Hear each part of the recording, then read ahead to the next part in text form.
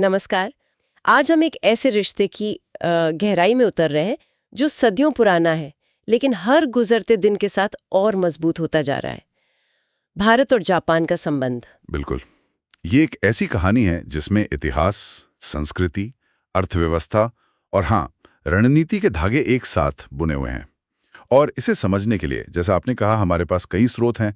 पुराने लेख, विकिपीडिया है, हालिया खबरें भी हैं, जैसे TV9 भारतवर्ष, ऑप इंडिया के लेख और डॉक्टर तोमियो मिज़ुकामी जैसे विद्वानों के विश्लेषण भी इसमें शामिल हैं। हाँ, तो आज का हमारा लक्ष्य क्या है? हम इन सभी स्रोतों से जो खास बातें हैं वो निकालकर आपके सामने रखना चाहते हैं। मतलब इन संबंधों की शुरुआत कैसे हुई, क्या उतार चढ़ाव आए, आज ये कहाँ खड़े हैं और आगे क्या हो सकता है। बिल्कुल। एक तरह से कहें तो भारत जापान रिश्तों पर एक गहरी नज़र। तो चलिए शुरू करते हैं उन प्राचीन जड़ों से जो आज भी इन रिश्तों को सींच रही हैं। हाँ, शुरुआत वहीं से करते हैं। सबसे पहले तो बौद्ध धर्म का जिक्र आता है ना। 6ठी शताब्दी में जब बौद्ध धर्म कोरिया के रास्ते जापान पहुंचा, ये तो एक बहुत बड़ी घटना थी। निश्चित रूप से युगांतरकारी घटना थी, लेकिन भारत से सीधा संपर्क भी था जो शायद कम लोग जानते हैं। अच्छा, कैसे? देखिए, 736 ईस्वी में एक भारतीय भिक्षु थे, बोधिसेन। वो जापान पहुंचे 736 ईस्वी में। जी हाँ। और उन्हें नारा शहर के प्रसिद्ध तोडाईजी मंदिर में, जो भगवान बुद्ध की विशाल प्रतिमा है, उसकी आंख खोलने की रस्म, मतलब प्राण प्रतिष्ठा, उसके लिए खास तौर पे बुलाया गया था। वाह, ये तो दिखाता है कि उस वक्त भी भारतीय ज्ञान का कितना सम्मान था। बिल्कुल।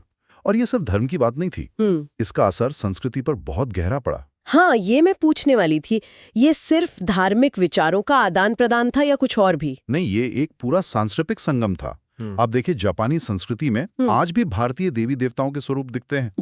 जैसे ज्ञान की देवी सरस्वती जापान में बेंजाइतेन के रूप में बहुत लोकप्रिय हैं। ब्रह्मा जी को बोनतेन कहा जाता है, यमराज को एन्मा। सच में? यमराज भी? हाँ। और मंदिरों के बाहर जो खूबसूरत गेट होते हैं, तोरई, माना जाता है कि वो भारतीय तोरण से ही प्रेरित हैं। और तो और संस्कृत और सिद्धम लिपि का इस्तेमाल आज भी वहां बौद्ध मंत्रों के लिए होता है। कमाल है, संस्कृत का वहां बने रहना, ये तो वाकई अनोखा है। जी। और आधुनिक समय में भी ये कनेक्शन दिखता है।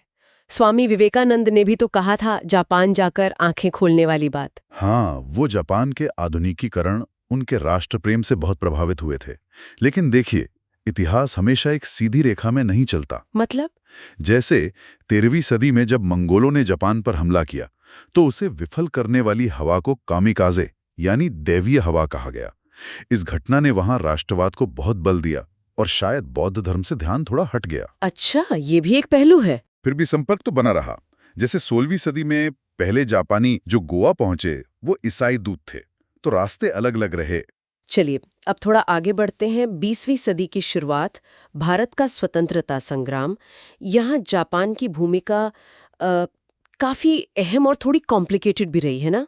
हाँ, ये एक जटिल दौर था। रासबिहारी बोस जैसे क्रांतिकारी तो पहले से ही जापान में थे। फिर आया दूसरा विश्व युद्ध। सुभाष चंद्र बोस ने जापान की मदद ली और आजाद हिंद फौज यानी INA बनाई। हाँ, जिसमें बड़ी संख्या में ब्रिटिश भारतीय सेना के वो सैनिक थे जो सिंगापुर में बंदी बना लिए गए थे। बिल्कुल। और INA ने जापानी सेना के साथ मिलकर इम्फाल और कोहिमा में अंग्रेजों के खिलाफ लड़ाई लड़ी। लेकिन उसका नतीजा क्या रहा? दुर्भाग्य से वो सफल नहीं हो पाए। भारी हार हुई। इसके कई कारण थे, संसाधनों की कमी, मौसम का खराब होना। जापानी सैन्य इतिहास में से अक्सर एक बहुत साहसी लेकिन शायद अदूरदर्शी योजना माना जाता है। और यहाँ ये भी ध्यान रखना जरूरी है कि द्वितीय विश्व युद्ध में जापानी सेना पर युद्ध अपराधों के गंभीर आरोप भी हैं। निश्चित रूप से। इसीलिए ये इतिहास का एक संवेदनशील पहलू है जिस पर अलग अलग विचार हैं। निष्पक्ष रहना बहुत जरूरी है। और युद्ध के बाद आया टोक्यो ट्रायल। हाँ। जिसमें भारतीय जज जस्टिस राधा विनोद पाल, उनका नजरिया काफी अलग था। हाँ, जस्टिस पाल का निर्णय बहुत चर्चा में रहा। उन्होंने कानूनी आधार पर सभी जापानी अभियुक्तों को बरी करने का मत दिया। उनका तर्क क्या था? उनका मुख्य तर्क ये था कि जिन अपराधों के लिए मुकदमा चल रहा था, जैसे शांति के विरुद्ध अपराध, उनके लिए कानून युद्ध के बाद बनाए गए थे और किसी को ऐसे कानून के तहत सजा नहीं दी जा सकती जो घटना के समय मौजूद ही ना हो। ये एक प्योरली लीगल आर्ग्यूमेंट था। तो ये जापान के समर्थन में नहीं था? नहीं, ये जापानी सैन्यवाद का समर्थन नहीं था, बल्कि कानून के सिद्धांत नुल्लापोयना सिनिविगे पर आधारित था। लेकिन हाँ, युद्ध में हार से हताश जापान के लिए ये एक बड़ा नैतिक बल जरूर बना। लेकिन ये भी कहा जाता है कि जापान में कुछ लोग उनके फैसले का गलत इस्तेमाल करते हैं। हाँ, ये सच है कि जापान में कुछ दक्षिणपंथी समूह उनके फैसले को युद्ध अपराधों को कमतर बताने या नकारने के लिए इस्तेमाल करने की कोशिश करते हैं। तो ये भी एक पक्ष है। चलिए अब आते हैं आज़ाद भारत और युद्ध के बाद के जापान के रिश्तों पर। यहाँ तो शुरुआत अच्छी लगती है। हाँ, काफी सकारात्मक। जापान उन पहले देशों में था जिसने भारत को मान्यता दी। और एक बहुत प्यारी घटना है 1949 की। कौन सी? प्रधानमंत्री नेहरू ने युद्ध से प्रभावित जापानी बच्चों के लिए टोक्यो के चिड़ियाघर को 2 हाथी भेजे थे, इंदिरा और आशा। अरे वाह, ये तो दोस्ती का एक खूबसूरत इशारा था। बिल्कुल। फिर 1952 में भारत और जापान ने एक अलग शांति संधि की। इसमें भारत ने बहुत बड़ा दिल दिखाया और जापान से किसी भी तरह के युद्ध हार जाने का दावा छोड़ दिया। ये जापान के लिए बड़ी बात रही होगी उस समय। बहुत बड़ी राहत थी। और यहीं से फिर आर्थिक सहयोग की भी नींव पड़ी। ओडीए की बात कर रहे हैं। जी, 1957 में जापानी प्रधानमंत्री किशी भारत आए और 1958 से जापान ने भारत को येन में लोन देना शुरू किया, ऑफिशियल डेवलपमेंट असिस्टेंस। और भारत इसका बड़ा लाभार्थी रहा है। पहला और लंबे समय तक सबसे बड़ा। ये दिखाता है कि जापान भारत के विकास में भागीदार बनना चाहता था। ये सिर्फ मदद नहीं, एक तरह का निवेश था भविष्य के रिश्तों में। लेकिन फिर आया शीत युद्ध का दौर, दुनिया 2 गुटों में बंट गई। इसका असर तो पड़ा होगा इन रिश्तों पर। हाँ, बिल्कुल पड़ा। जापान तो पूरी तरह अमेरिका के साथ था, भारत गुटनिरतेज था, लेकिन झुकाव सोवियत संघ की तरफ माना जाता था। तो दूरियां बढ़ गईं। हाँ, राजनीतिक स्तर पर एक तरह का ठहराव आ गया। अब सोचिए, 1961 में प्रधानमंत्री इकेदा आए थे। उसके बाद अगले जापानी प्रधानमंत्री नाकासोने को भारत आने में 23 साल लग गए। 1984 में आए वो। 23 साल, ये तो बहुत लंबा गैप है। जी। तो फिर बदलाव कब आया? रिश्ते फिर से पटरी पर कैसे आए? देखिए, शीत युद्ध खत्म हुआ और इधर भारत में 1990 के दशक में आर्थिक उदारीकरण शुरू हुआ। हाँ, भारत ने अपनी अर्थव्यवस्था खोली और साथ ही शुरू की लुक ईस्ट पॉलिसी, पूरब की ओर देखो। और उसमें जापान एक बहुत नेचुरल और अहम पार्टनर था। और 1991 के आर्थिक संकट में जापान ने मदद भी की थी। हाँ, जब भारत मुश्किल में था तब जापान उन देशों में था जिसने खुलकर मदद की। तो वो दोस्ती की एक नई मजबूत शुरुआत थी। लेकिन फिर एक और मुश्किल आई, 1998 पोखरण परमाणु परीक्षण। हाँ, वो एक बड़ा झटका था रिश्तों के लिए। जापान, क्योंकि वो खुद परमाणु हमले झेल चुका है, उसकी प्रतिक्रिया बहुत कड़ी थी। क्या किया जापान ने? कड़े आर्थिक प्रतिबंध लगा दिए, जो मदद मिल रही थी वो रोक दी। राजनीतिक बातचीत भी लगभग बंद हो गई। ये तो स्वाभाविक था उनकी तरफ से। हाँ, उनकी भावनाओं को समझा जा सकता है। हालांकि विरोधाभास ये है कि जापान खुद अमेरिकी न्यूक्लियर अम्ब्रेला के नीचे है। भारत का तर्क हमेशा से ये रहा है कि उसने आत्मरक्षा के लिए और एक न्यूनतम प्रतिरोधक क्षमता के लिए परीक्षण किए हैं और एनपीटी भेदभावपूर्ण है। तो ये तनाव कब खत्म हुआ? लगभग 3 साल लगे। 2001 के बाद धीरे धीरे बर्फ पिघलनी शुरू हुई और रिश्ते फिर से सामान्य होने लगे। और फिर आया वो दौर जब रिश्ते एकदम नई ऊंचाई पर पहुंच गए, खासकर प्रधानमंत्री शिंजो आबे और प्रधानमंत्री नरेंद्र मोदी के समय में। बिल्कुल, इसे नाम दिया गया विशेष रणनीतिक और वैश्विक साझेदारी, special strategic and global partnership. ये सिर्फ नाम था या इसमें कुछ ठोस भी था? नहीं, बहुत ठोस कदम उठाए गए। सबसे बड़ा उदाहरण है 2016 का ऐतिहासिक असैन्य परमाणु समझौता। हाँ, ये बहुत बड़ी बात थी। इसलिए बड़ी बात थी क्योंकि जापान ने पहली बार किसी ऐसे देश को जिसने एनपीटी पर साइन नहीं किया है, यानी भारत को परमाणु रिएक्टर, ईंधन और टेक्नोलॉजी देने पर सहमति जताई। ये भारत के लिए कितना महत्वपूर्ण है? भारत के क्लीन एनर्जी प्रोग्राम के लिए बहुत बड़ा बूस्ट है। हालांकि जापान ने एक क्लॉज रखा है कि अगर भारत भविष्य में फिर कोई परमाणु परीक्षण करता है तो ये समझौता खत्म हो सकता है। ये भी ध्यान रखने वाली बात है। और हाल ही में प्रधानमंत्री मोदी की जापान यात्रा हुई, उसमें मानव संसाधन विनिमय कार्य योजना की बात हुई। ये क्या है? ये एक बहुत अहम पहल है। इसका मकसद है दोनों देशों के लोगों के बीच आना जाना, जुड़ाव बढ़ाना। किस तरह का जुड़ाव? इसमें कई चीजें हैं। भारतीय छात्रों के लिए मैक्स्ड स्कॉलरशिप, साकुरा साइंस एक्सचेंज जैसे प्रोग्राम, रिसर्च और इंडस्ट्री एकेडमिया को जोड़ने के लिए मेराई सेतु, लोटस जैसे मंच। और स्किल्ड वर्कर्स के लिए? हाँ, वो भी है। जापान में स्किल्ड वर्कर्स की जरूरत है, तो भारत से कुशल कामगारों को जापान ले जाने के लिए specified skilled worker SSW system को आसान बनाया जा रहा है। इसके लिए भारत में जापानी भाषा सिखाने और स्किल टेस्ट के सेंटर खोले जाएंगे। यानी स्किल्स पर भी फोकस है। बिल्कुल। India Japan talent bridge INP act जैसे प्रोग्राम स्किल डेवलपमेंट के लिए हैं। जापान से भाषा के शिक्षक भारत आएंगे। मतलब शिक्षा, रिसर्च, स्किल, रोजगार हर लेवल पर लोगों को जोड़ने का एक बड़ा प्रयास है ये। ये तो वाकई भविष्य के लिए एक बड़ा निवेश लगता है लोगों में। अच्छा, अब जरा आर्थिक मोर्चे पर आते हैं। सुजुकी मारुति की बात तो सब जानते हैं। हाँ, वो तो क्लासिक उदाहरण है।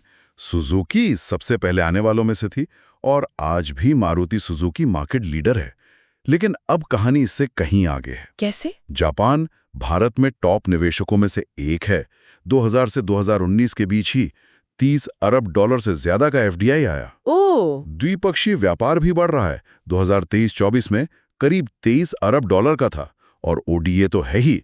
दिल्ली मेट्रो देखिए, जापानी मदद से ही बनी है और उसने दिल्ली की तस्वीर बदल दी। और बुलेट ट्रेन, उसका क्या स्टेटस है? Mumbai Ahmedabad high speed rail परियोजना, ये जापान की मशहूर शिंकानसेन टेक्नोलॉजी पर बन रही है। इसके लिए पैसा कहाँ से आ रहा है? इसका बड़ा हिस्सा, लगभग 80%, जापान से बहुत ही सस्ते लोन के रूप में आ रहा है। ब्याज दर सिर्फ 0.1% है। करीब 12 बिलियन पाउंड का लोन है। लागत को लेकर कुछ सवाल भी उठते हैं। कुछ विशेषज्ञ कहते हैं कि लागत करीब 98,000 करोड़ रुपए बहुत ज्यादा है, लेकिन सरकार का मानना है कि इससे समय बचेगा, इकोनॉमी को बूस्ट मिलेगा और ये भविष्य के लिए जरूरी है। हाल फिलहाल में निवेश कैसा चल रहा है? प्रधानमंत्री किशिदा ने 5 ट्रिलियन येन यानी करीब $42 अरब के निवेश का लक्ष्य रखा था। हाँ, और उस दिशा में काम हो रहा है। सेमीकंडक्टर्स एक बड़ा फोकस एरिया है।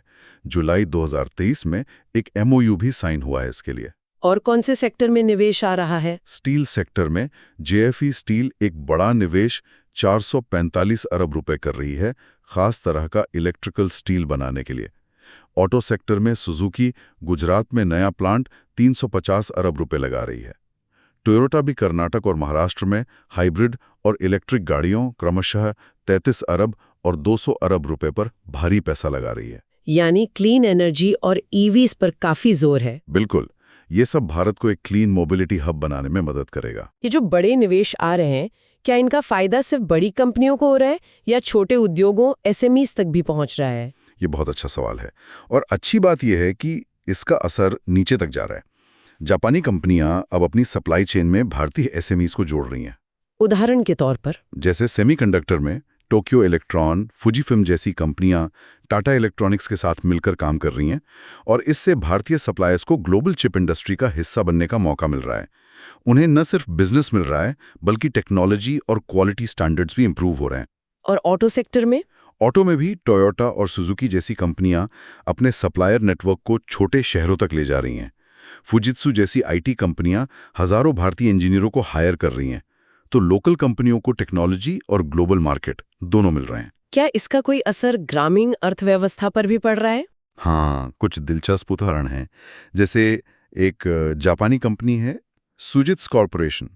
वो इंडियन ऑयल के साथ मिलकर खेती के कचरे जैसे पराली से बायोगैस बनाने के लिए 30 प्लांट लगा रही है। करीब $400 मिलियन का निवेश है। इससे किसानों को क्या फायदा होगा? उन्हें पराली बेचने के पैसे मिलेंगे और पर्यावरण का भी फायदा होगा। इसी तरह सुजुकी मोटर NDDB यानी राष्ट्रीय डेयरी विकास बोर्ड के साथ मिलकर गाय के गोबर से बायोगैस बना रही है, जिसे गाड़ियों में CNG की तरह इस्तेमाल किया जाएगा। अरे वाह, वेस्ट टू वेल्थ का बढ़िया उदाहरण है। बिल्कुल, इससे किसानों की आय भी बढ़ेगी और क्लीन एनर्जी भी मिलेगी। तो ऐसा लगता है कि make in India make for the world का जो नारा है, वो कम से कम जापान के साथ मिलकर तो हकीकत बन रहा है। हाँ, काफी हद तक।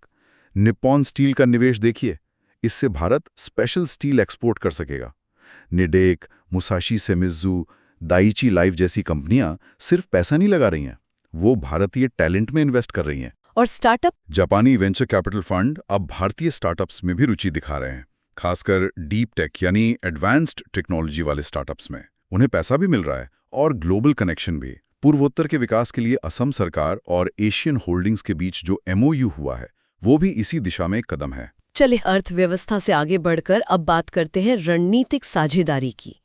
इंडो पैसिफिक यानी हिंद प्रशांत क्षेत्र, यहाँ दोनों देशों के हित काफी मिलते हैं। ये सहयोग कितना गहरा है? ये सहयोग पिछले करीब 2 दशकों में बहुत तेजी से मजबूत हुआ है। दोनों देश चाहते हैं कि हिंद प्रशांत क्षेत्र स्वतंत्र रहे, खुला रहे और सबका समावेश हो। किन क्षेत्रों में सहयोग हो रहा है? समुद्री सुरक्षा सबसे अहम है। जहाजों के आने जाने के रास्ते सुरक्षित रहें, आतंकवाद ना फैले, समुद्री डकैती रुके, इन सब पर मिलकर काम करते हैं। 2008 में तो बाकायदा सुरक्षा सहयोग पर एक जॉइंट डिक्लेरेशन भी हुआ था। और सैन्य अभ्यास? हाँ, नियमित रूप से होते हैं, जैसे आर्मी का धर्म गार्जियन, नेवी का मालाबार, जिसमें अमेरिका और ऑस्ट्रेलिया भी होते हैं। जापान ने हाल ही में भारत के मिलन नेवल एक्सरसाइज में भी पहली बार हिस्सा लिया। अब तो तीनों सेनाओं और कोस्ट गार्ड के बीच भी रेगुलर बातचीत होती है। और क्वाड का इसमें क्या रोल है? क्वाड यानी भारत, जापान, अमेरिका और ऑस्ट्रेलिया का ग्रुप। यह हिंद प्रशांत में एक तरह से शक्ति संतुलन बनाए रखने के लिए बहुत महत्वपूर्ण हो गया है। इसे चीन के बढ़ते प्रभाव के जवाब के तौर पर भी देखा जाता है। तो चीन का फैक्टर कितना बड़ा है इस रिश्ते में? बहुत बड़ा, निस्संदेह। चीन दोनों देशों के लिए एक बड़ी चुनौती है, जियोपॉलिटिकल भी और सिक्योरिटी के लिहाज से भी। दोनों के चीन के साथ सीमा विवाद भी हैं? हाँ, भारत का जमीन पर है और जापान का पूर्वी चीन सागर में सेनकाकू द्वीपों को लेकर है। चीन जिस तरह से हिंद प्रशांत में अपनी सैन्य ताकत बढ़ा रहा है और आक्रामक रवैया दिखा रहा है, वो दोनों के लिए चिंता की बात है, और यही चिंता उन्हें और करीब ला रही है। लेकिन क्या अमेरिका चीन की बढ़ती दुश्मनी से कोई खतरा भी है? हाँ, ये एक पहलू है। उनकी प्रतिद्वंदिता इस क्षेत्र में अस्थिरता भी ला सकती है, जिससे दोनों देशों को मिलकर निपटना होगा। पूर्वोत्तर भारत के विकास में भी जापान का सहयोग है, जिसके लिए JICF बना था। जी हाँ, 2017 में Japan India coordination forum for development of north eastern region. इसका मकसद है कनेक्टिविटी, सड़कें, पुल बनाना, बिजली पहुंचाना, खेती, आपदा प्रबंधन, टूरिज्म, इन सब में पूर्वोत्तर की मदद करना। ये सिर्फ विकास है या इसका कोई रणनीतिक महत्व भी है? दोनों हैं। ये भारत की एक्ट ईस्ट पॉलिसी का हिस्सा है। पूर्वोत्तर को दक्षिण पूर्व एशिया से जोड़ने की रणनीति में जापान एक अहम भागीदार है, और प्रधानमंत्री किशिदा ने अपनी हालिया भारत यात्रा में एक नई इंडो पैसिफिक योजना की भी घोषणा की है, जो इसी सहयोग को और मजबूत करेगी। चलिए अंत में एक बार फिर संस्कृति पर लौटते हैं। बौद्ध धर्म की जड़ें तो गहरी हैं, लेकिन आज के पॉप कल्चर में क्या हो रहा है? आज की पीढ़ी शायद जापानी एनीमे और मंगा को बेहतर जानती होगी। हाँ बिल्कुल, डोरेमोन, पोकेमोन, शिनचान, निंजा हट्टोरी, ये तो हर घर में देखे जाते हैं भारत में। सही कहा। और ओसामू तेजुका जैसे महान मांगा आर्टिस्ट ने तो बुद्ध पर एक पूरी सीरीज बनाई थी, जो बहुत प्रभावशाली है। और भारतीय संस्कृति का असर जापान में? उधर सत्यजीत रे, गुरुदत्त जैसे फिल्मकारों का बहुत सम्मान है। अकीरा कुरोसावा, ओजू जैसे जापानी निर्देशक भारत में पूजे जाते हैं। और हाँ, रजनीकांत जापान में? अरे बिल्कुल, उनकी फिल्म मुथु वहां जबरदस्त हिट हुई थी। उन्हें वहां डांसिंग महाराजा कहते हैं। वाह, ये तो मुझे नहीं पता था। अब बॉलीवुड फिल्में भी वहां काफी देखी जाती हैं। और टोक्यो में नमस्ते इंडिया फेस्टिवल, कोबे में इंडिया मेला जैसे इवेंट्स होते हैं, जो कल्चरल अंडरस्टैंडिंग बढ़ाते हैं। लेकिन हमने पहले मानव संसाधन योजना की बात की। इसका मतलब पहले लोगों का आना जाना कम था, खासकर भारतीय छात्र जापान कम क्यों जाते थे? भाषा एक बहुत बड़ी वजह रही है। जापानी सीखना आसान नहीं है। हालांकि अब कई यूनिवर्सिटीज इंग्लिश में पढ़ा रही हैं, फिर भी। आंकड़े क्या कहते हैं? अगर 2015 के आंकड़े देखें तो जापान में सिर्फ 700-800 भारतीय छात्र थे, जबकि चीन के 94,000 से ज्यादा। इतना बड़ा फर्क? हाँ, लेकिन अब जैसा हमने ह्यूमन रिसोर्स एक्शन प्लान में देखा, इस पर गंभीरता से काम हो रहा है। नारा शहर के हाई स्कूल के बच्चे भारत घूमने आए। नादा हाई स्कूल का एक छात्र IIT खड़गपुर में पढ़ने गया।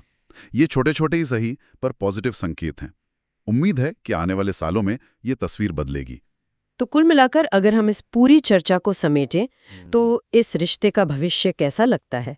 क्या ये साझेदारी और गहरी होगी? देखिए, संभावनाएं तो बहुत हैं। दोनों देशों के लोकतांत्रिक मूल्य एक जैसे हैं, आर्थिक हित जुड़े हुए हैं, हिंद प्रशांत में रणनीतिक सोच मिलती है। ये सब मिलकर इसे 21वीं सदी की एक बेहद अहम पार्टनरशिप बनाते हैं। चुनौतियां भी होंगी? हाँ, चुनौतियां हमेशा एक ही हैं। द्विपक्षीय व्यापार को और बढ़ाने की जरूरत है, वो अभी अपनी क्षमता से कम है। चीन का बढ़ता प्रभाव एक लगातार चुनौती है। दुनिया में जो अनिश्चितता है, उसका असर भी पड़ता है। लेकिन सहयोग के क्षेत्र स्पष्ट हैं। बिल्कुल। Semiconductors, clean energy, digital technology, defence और सबसे बढ़कर लोगों के बीच संपर्क, इन क्षेत्रों में सहयोग का रास्ता बिल्कुल साफ है और मजबूत हो रहा है। तो आज की हमारी ये जो गहरी पड़ताल रही, उसका सार ये निकलता है कि भारत और जापान का रिश्ता हजारों साल पुरानी सांस्कृतिक और आध्यात्मिक जड़ों से शुरू होकर इतिहास के कई मोड़ों से गुजरता हुआ आज एक बेहद मजबूत, बहुआयामी आर्थिक और रणनीतिक साझेदारी बन चुका है। और ये सिर्फ दो देशों का मामला नहीं, बल्कि पूरे एशिया और हिंद प्रशांत क्षेत्र की स्थिरता और भविष्य के लिए भी बहुत महत्वपूर्ण है। बिल्कुल सही कहा आपने। इसमें इतिहास की गर्मजोशी है, विश्व युद्ध की कड़वी यादें और जटिलताएं हैं, शीत युद्ध की दूरी है और आज के दौर की जबरदस्त नज़दीकी है। अर्थव्यवस्था, इंफ्रास्ट्रक्चर, रक्षा और अब लोगों को जोड़ने पर जो जोर है, वो भविष्य के लिए एक बहुत मजबूत नींव रख रहा है। तो जाते जाते हमारे श्रोताओं के लिए सोचने वाली बात या फूड फॉर थॉट क्या हो सकता है?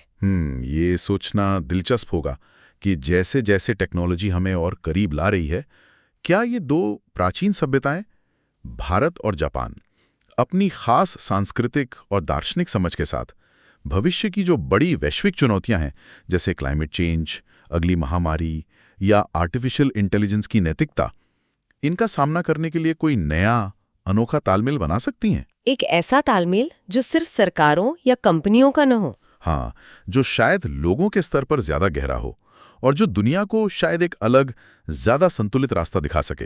ये सोचने वाली बात है। वाह, ये वाकई एक गहरा सवाल है। इस बेहतरीन और जानकारी भरी चर्चा के लिए आपका बहुत बहुत धन्यवाद। हमें उम्मीद है कि हमारे श्रोताओं को भारत जापान संबंधों की ये यात्रा दिलचस्प और ज्ञानवर्धक लगी होगी। मुझे भी यही उम्मीद है। ये एक ऐसा रिश्ता है जिस पर आने वाले समय में दुनिया की नजरें रहेंगी। हम अगले सत्र में एक नए विषय के साथ फिर हाजिर होंगे। तब तक के लिए हमें इजाजत दीजिए। जय हिंद।